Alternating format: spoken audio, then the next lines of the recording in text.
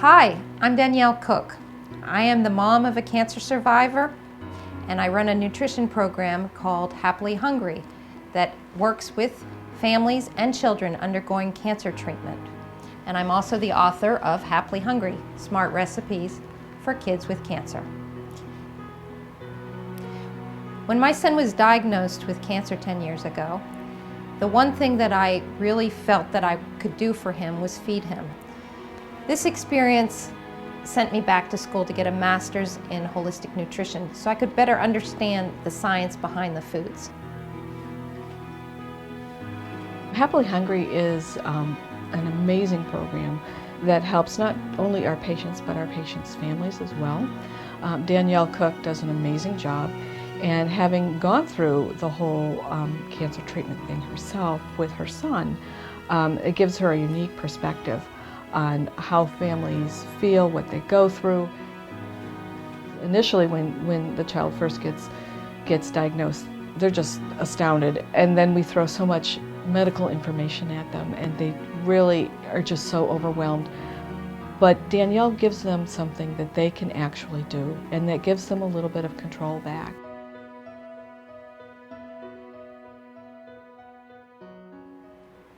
Here are 5 tips to help you manage the nutrition piece as you go through your cancer journey. Tip number 1, make every bite count.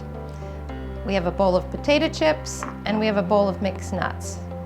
Calorie for calorie, they might be quite similar in terms of how many calories in each, but in terms of nutrition, they're going to be vastly different. What you're going to get out of a nice handful of mixed nuts are going to be good fats, good protein. It'll make you feel fuller longer, really deliver a good punch of good nutrition. Unfortunately, from a bowl of chips, you're just not going to get that. Tip 2, foods can be your medicine. Side effects to cancer treatment can include things like nausea, and loss of appetite, change in taste buds, constipation, diarrhea. So all of these side effects can be mitigated with certain foods like ginger can help with nausea, peppermint, lemon, limes. These are all good for settling the stomach.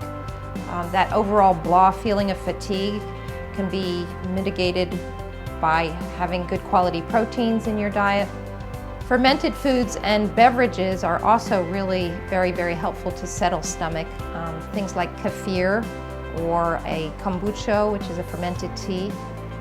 Perhaps one of the best foods to include across the board are going to be foods that are high in antioxidants. So all of your berries, your deep colored fruits and vegetables, very high in vitamin C and antioxidants. Those are real powerhouse ingredients that can really go a long way to making a patient feel better. Tip 3, manage the no appetite or huge appetite. With the loss of appetite, you can manage that with some really great spices like cinnamon and hot pepper flakes that often can stimulate an appetite, as well as ginger. With a huge appetite, you need to look at managing the salt cravings. So things like miso can really satisfy that salt craving. This is a wonderful addition into homemade chicken broth. It's a natural fermentation, so it's got a lot of good probiotic benefits. Look for filling the cravings of carbohydrates with healthy foods like baked potatoes and oven roasted sweet potatoes. Smoothies are a great way of getting good nutrition into the kids.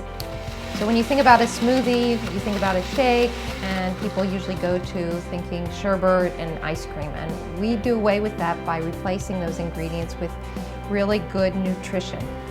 Sometimes we use silken tofu, which purees up really nicely in the blender. It takes on the flavor of whatever the berries are that you've got in your smoothie.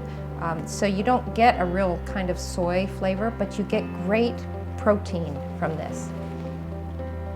We also use a fair amount of Greek yogurt or whole milk plain yogurt. The other thing we like to use are nut butters, which are really, really good, full of good proteins and fats and good calories. Then in terms of the liquid, if we're not using 100% juice, really good juices, we'll use often nut milk, so almond milk. We also use soy milk. We'll use work with rice milks. This is a newfound favorite. This is a quinoa milk that is vanilla sweetened with agave, so not sugar sweetened, but agave nectar, which we use to sweeten. Also very light, easy to digest, and of course quinoa is a great source of protein. It is a grain, it's actually a seed, but it's got excellent protein sources. And then on the sweets, in terms of amping up sweet flavor, we work with maple syrup and honey, in addition to the agave. Tip number 4, choose healthy food choices while you're on the go. So we're going to work on a really simple recipe here, our crustless popovers.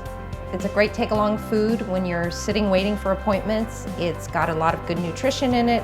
It's very kid-friendly and adult-friendly, and it comes together real fast. So I've started here. I've got some plain yogurt and an egg. We're going to add 2 more eggs for a total of 3 eggs. We'll get that whisked up. And to this, we're going to add a tablespoon of melted butter and 2/3 of a cup of half and half or heavy cream, your choice. To this, we're going to add a little bit of flour, about 2/3 of a cup of, and I'm using an unbleached organic flour. You could also use an oat flour. Just a little bit to give it kind of a thick batter. Now, once these are cooked, you can store them in the fridge for the better part of 4 or 5 days if they last that long. We're going to go ahead and put about 4 ounces of shredded mild cheddar cheese. And then you're going to want a couple tablespoons of fresh minced herbs, and your choice here. I've got a combination of parsley and fresh basil, but you could use chives, you could use dill, you could use whatever really you have on hand. These will all be cooked, so you don't have any issues for in terms of neutropenia, which can be an issue for some of the patients. A little bit of sea salt.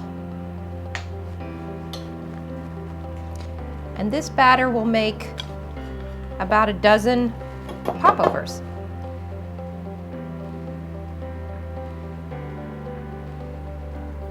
Okay, let's take a look and see. Ooh, these look great. Perfectly golden brown, nicely puffed up. There are our crustless popovers.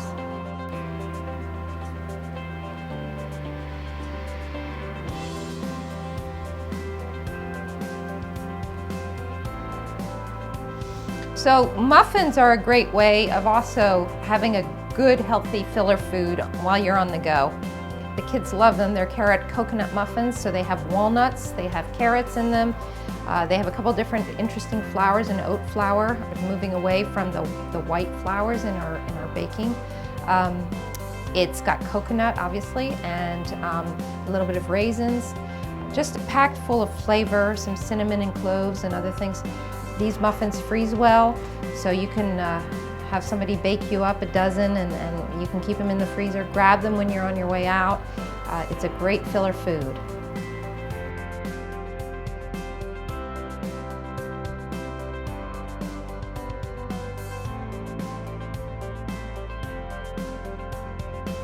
Tip 5, engage your support system. Family and friends and neighbors in your community are going to want to help you during this time of crisis. So let them cook for you. That is certainly one way that they can participate in feeling that they're helping. Healthful broths, soups, ready-to-go pasta sauces, casseroles, even pestos. These are all things that people can certainly help you with, bring to your home, and just deliver real nutritious foods to your home.